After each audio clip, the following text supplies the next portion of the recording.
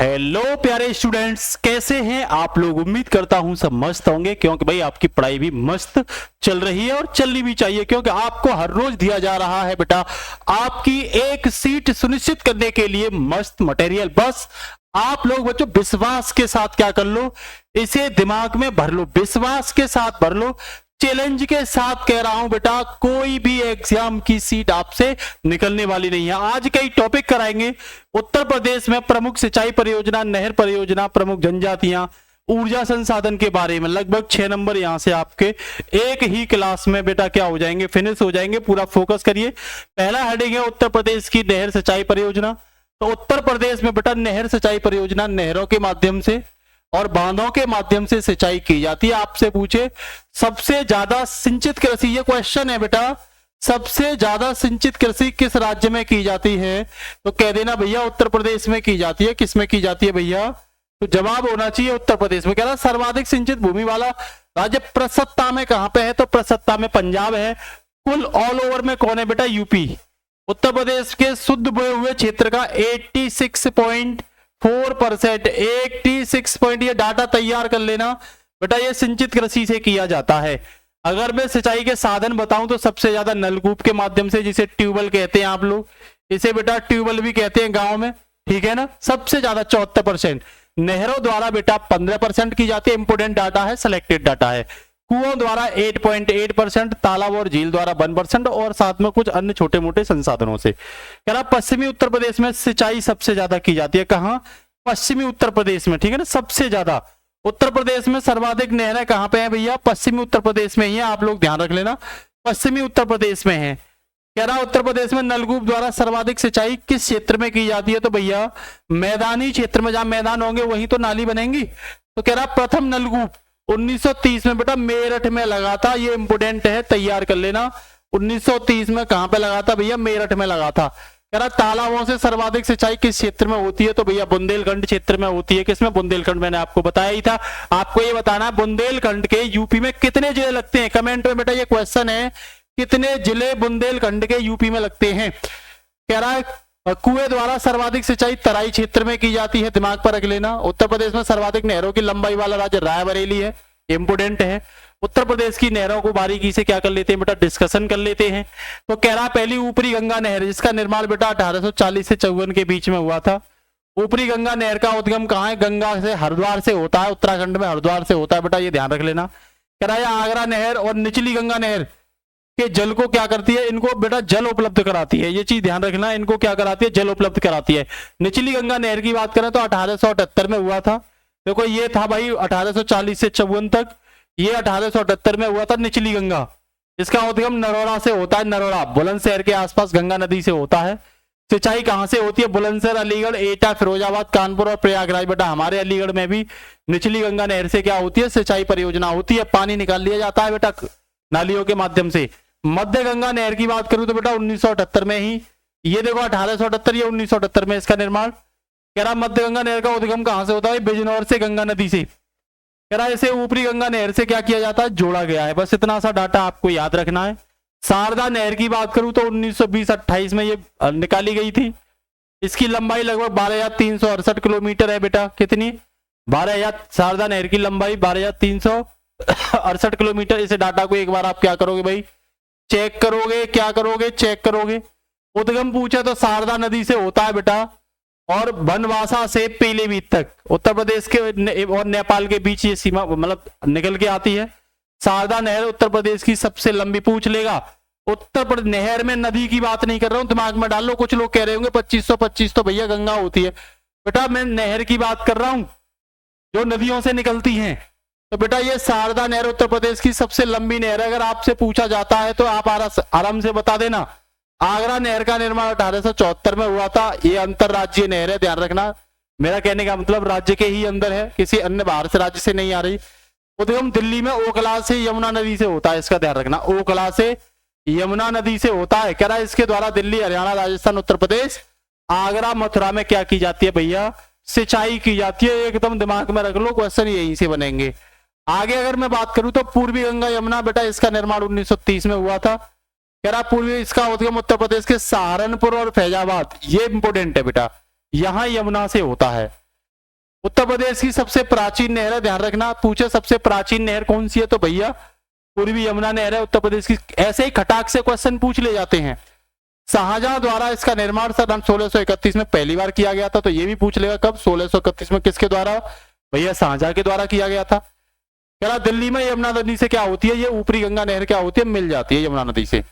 गंडक की बात करूं तो उत्तर प्रदेश और बिहार में बहती है ये। कह रहा यह नहर उत्तर प्रदेश बिहार की संयुक्त नहर परियोजना है, नेपाल की बूढ़ी गंगा नदी से ये निकलती है। किससे, नेपाल की बूढ़ी गंगा नदी से निकलती है। इसे कुशीनगर, महराजगंज, देवरिया में क्या होती है भैया, सिंचाई होती है। ठीक है।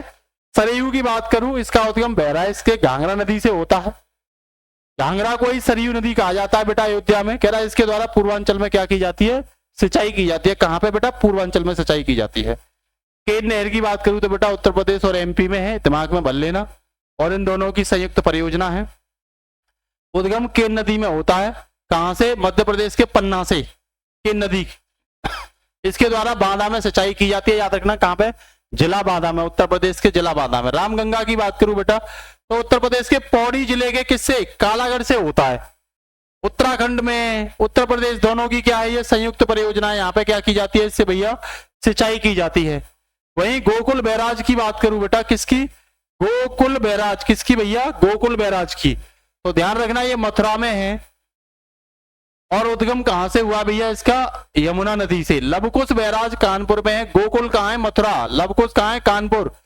ठीक है। उद्गम गंगा नदी से हुआ है, गोकुल का यमुना से, और भैया लवकुश का गंगा से हुआ है। ठीक है। गंगा बैराज भी कहते हैं, ये चीज दिमाग में डाल लेना। ठीक है भाई, आगे आ जाओ भैया। उत्तर प्रदेश के कुछ ऊर्जा संसाधन पढ़ लेते हैं, ये बहुत इंपॉर्टेंट है, ये पूछे जाते हैं। तो कह रहा जल विद्युत ऊर्जा, जो नदियों पर बांध बना के, मान लो ये नदियां हैं, ये पानी बह रहा है, यहाँ बांध बना करके पानी को रोक करके बिजली बनाई जाती है। फिर कह रहा ताप विद्युत परियोजना बेटा, ये कोयले से बनाई जाती है, कोयले को गर्म करके बनाई जाती है, जला करके। और भैया परमाणु ऊर्जा, जैसे नरोड़ा वगैरह, नरोड़ा बुलंदशहर में यूपी का एकमात्र परमाणु संयंत्र है। यहाँ बेटा यूरेनियम और थोरियम से, किससे, यूरेनियम और थोरियम से क्या बनाई जाती है, बिजली बनाई जाती है। ठीक है ना भाई। इसके साथ ही आप देखिए उत्तर प्रदेश के कुछ बांध हैं, जैसे रामगंगा पर, रामगंगा बांध कहाँ है, रामगंगा नदी पर, कहां पे, बिजनौर धामपुर में। इसकी ऊंचाई 128 मीटर है रामगंगा की, ध्यान रखना। राम की ऊंचाई कितनी, 128। उत्तर प्रदेश का सबसे ऊंचा बांध पूछे तो रामगंगा बांध, उत्तर प्रदेश का सबसे ऊंचा बांध पूछे तो रामगंगा बांध। रेहंद बांध की बात करें तो रेहंद नदी से बेटा सोनवंत के पिपरी, ये पिपरी पूछा गया है। किस झील से बेटा, तो गोविंद बल्लभ पंत सागर झील है, यह देश की सबसे बड़ी कृत्रिम झील है। गोविंद बल्लभ पंत जो बेटा देश की सबसे बड़ी क्या है, कृत्रिम झील है बच्चों। ओबरा बांध की बात करूं तो ये भी रेहंद नदी पे है, सोनभद्र में। माता टीला, माता का टीला कहां है, बेतवा में, ललितपुर में है बेटा। ये कुछ इंपोर्टेंट है, ध्यान रखना, वैसे मैंने करा भी दिए, कुछ एक और है। लक्ष्मीबाई की बात करें, बेतवा बेटा ललितपुर में। परीक्षा दोगे तो बैत पड़ेगा, नहीं तो परीक्षा देनी पड़ेगी। ठीक है ना, ये झांसी में है। नौगढ़ बांध पूछे तो बेटा कर्मनाशा नदी चंदौली पर, नौगढ़। मेजा बांधा बेलन नदी पे, मिर्जापुर में है बच्चों। अर्जुन बांध की बात करें तो अर्जुन नदी पे महुआ में है, अर्जुन कहां है, महुआ में। पथरई बांध कहां है बेटा, पठारी नदी पर है, और ये कहां है, झांसी में है। दिमाग में भर लेना इस चीज को। ठीक है भैया। अब आया उत्तर प्रदेश की, ये ताप विद्युत, कोयला से जो बिजली बनती है, थर्मल पावर प्लांट की बात कर रहा हूं बेटा मैं, किसकी, ये थर्मल पावर प्लांट की बात कर रहा हूं बेटा, थर्मल पावर प्लांट की बात कर रहा हूं बच्चा, इसकी थर्मल पावर प्लांट की बात कर रहा हूं। कह रहा हरद्वागंज में, एक तो हरद्वागंज में, अलीगढ़ में बेटा, ये हमारे अपने यहाँ 1942 में बना था, याद रखना।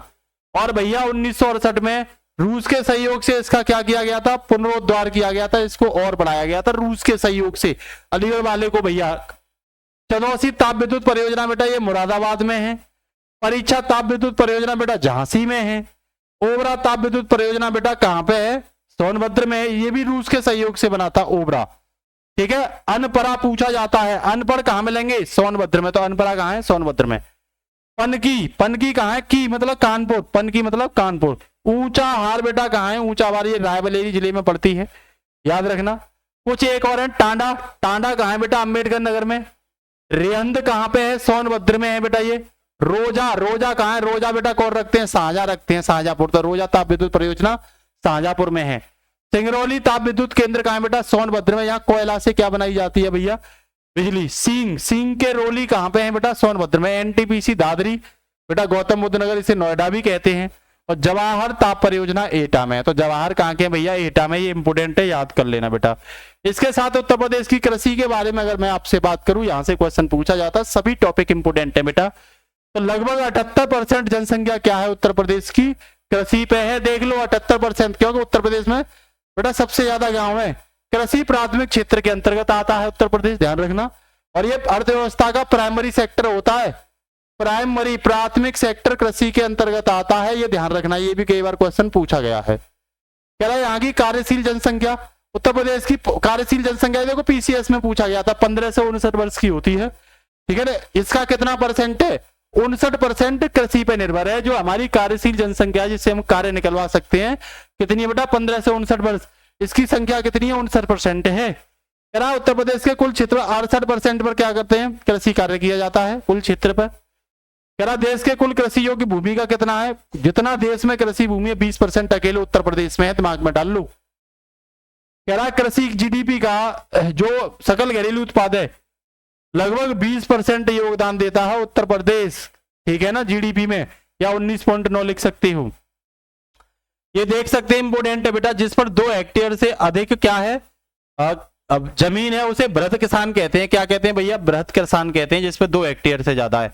1 हेक्टेयर में बेटा 12.5 बीघा होता है, ये ध्यान रख लेना।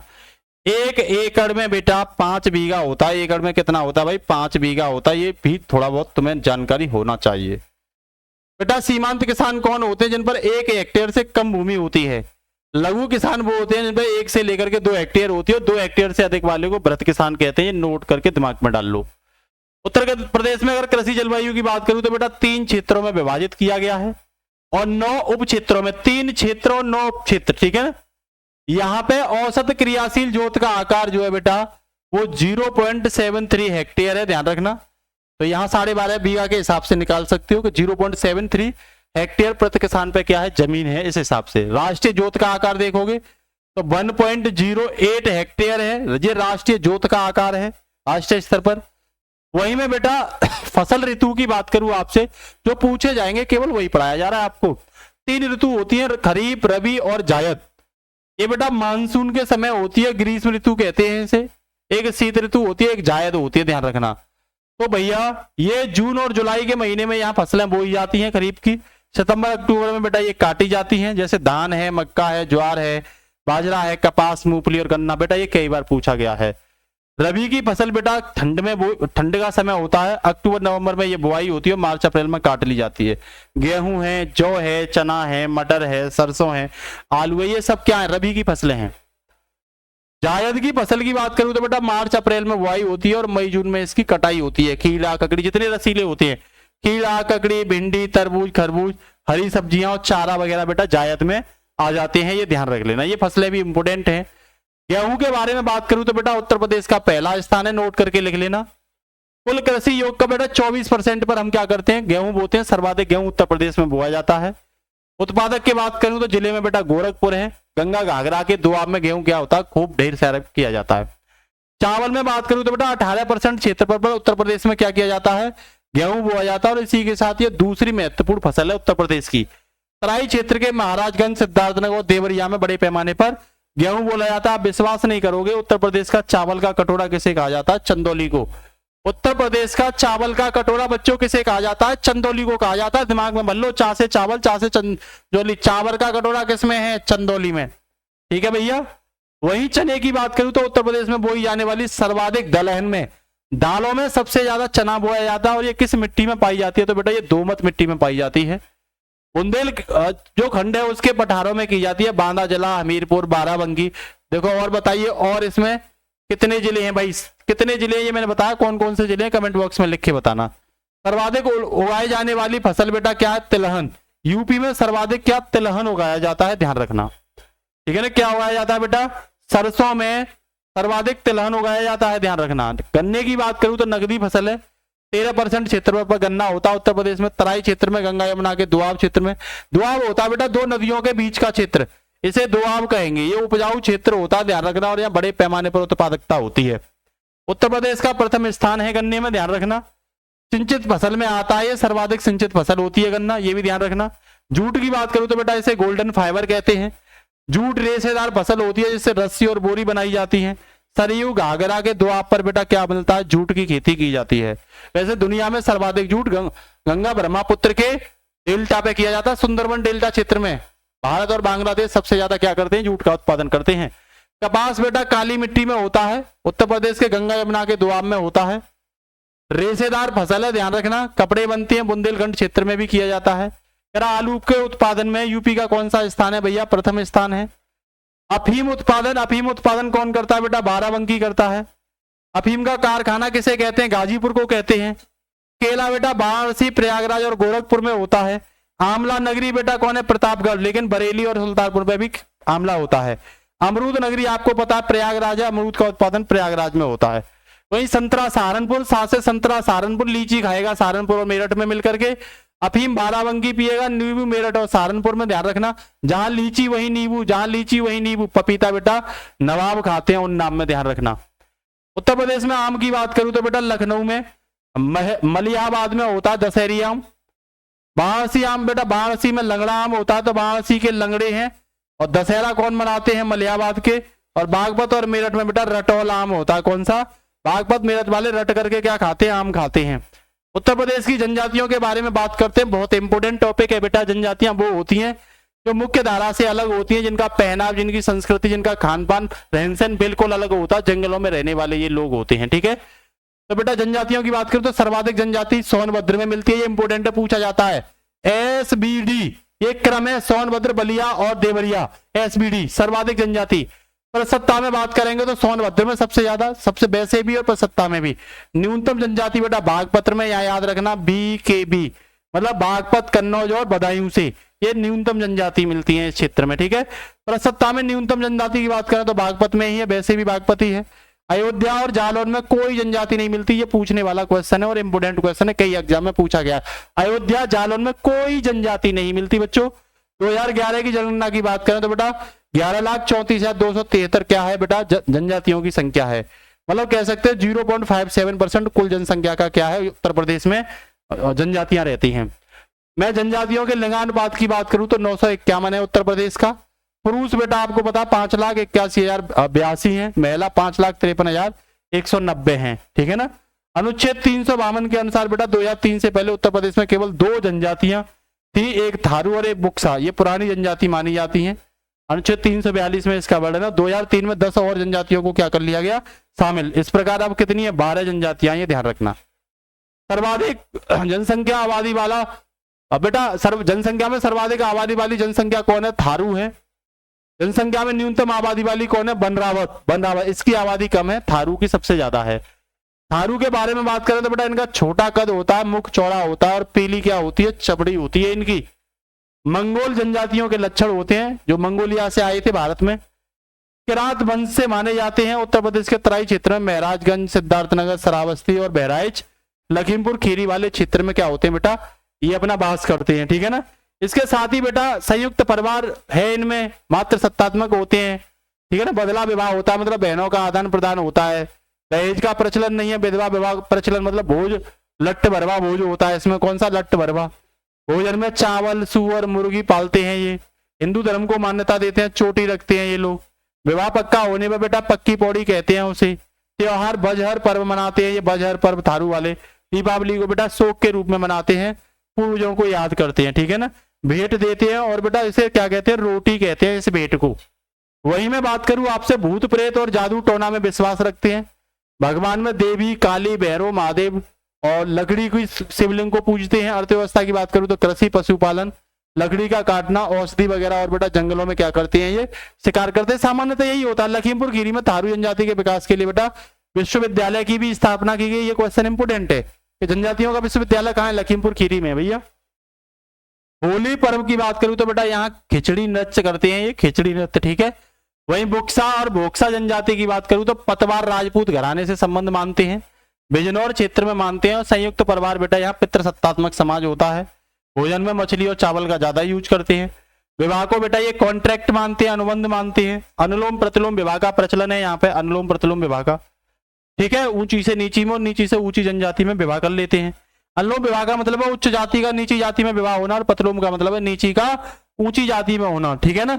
तो आ से ऊ मान लो उच्च और ना से और निचली मान लो, तो उच्च से निचली, और प्रातपति में मतलब नीची से उच्च मान लो। ठीक है, आया बेटा हिंदू धर्म की मान्यता है बंदर गाय मोर मांस खाना वर्जित समझते हैं। भाषा बेटा हिंदी भी बोलते हैं और कुमायूनी भाषा भी बोलते हैं। ठीक है, खरवार जनजाति की बात करें, ये भी इंपोर्टेंट है बेटा। ये जनजाति मिर्जापुर, सोनभद्र, देवरिया, बलिया, गाजीपुर, चंदौली में बेटा क्या होती है, पाई जाती है। ये कत्थे का व्यापार करती है। खरवार ये पूछा गया कौन जनजाति कत्थे का व्यापार करती है, जो चूना होता है। कर्मा नृत्य करते हैं बेटा ये फसल कटाई पर, हिंदू धर्म को फॉलो करते हैं और साथ ही साथ भाषा क्या है इनकी, भोजपुरी भाषा है। वहीं बेटा महिगिरी जनजाति की बात करूं तो ये बिजनौर क्षेत्र के नजीमाबाद में पाई जाती है और ये इस्लाम धर्म को फॉलो करती है। ध्यान रखना, नाम से ही पता चल रहा है महिगिरी। कार्य क्या है, ये मछुआरे मछली पकड़ना और शिकार करना इनका क्या होता है बच्चों, कार्य होता है। इसका उल्लेख महाभारत में भी मिलता है। कौन सी वाली का, महिगिरी का। अगरिया की बात करूं तो सोनभद्र में, सहरिया की बात करूं तो बेटा शहर कौन सा है, ललितपुर। आगे कौन है बेटा, सोनभद्र। और पतारी कौन है बेटा, सोना, सोनभद्र में पतारी। बैगा बेटा कहाँ मिलती है, सोनभद्र में। और पहरिया कहाँ मिलती है, सोनभद्र में। भुइया कहाँ मिलती है, सोनभद्र में। चेरो जनजाति सोनभद्र और वाराणसी में। और पनका जनजाति बेटा मिजोरम और सोनभद्र में मिलती है, पनका जनजाति। तो इसी के साथ ये जो टॉपिक है बेटा आपको समझ में आया होगा। कैसा लगा कमेंट में जरूर बताया करिए, सुंदर सा लाइक किया करिए, सुंदर सा कमेंट किया करिए जरूर बच्चा, और अपने फ्रेंड को क्लास को जरूर शेयर किया करिए। ठीक है, तो फिर मिलते हैं नेक्स्ट क्लास में। Good night, take care, all the best, Bharat माता की जय।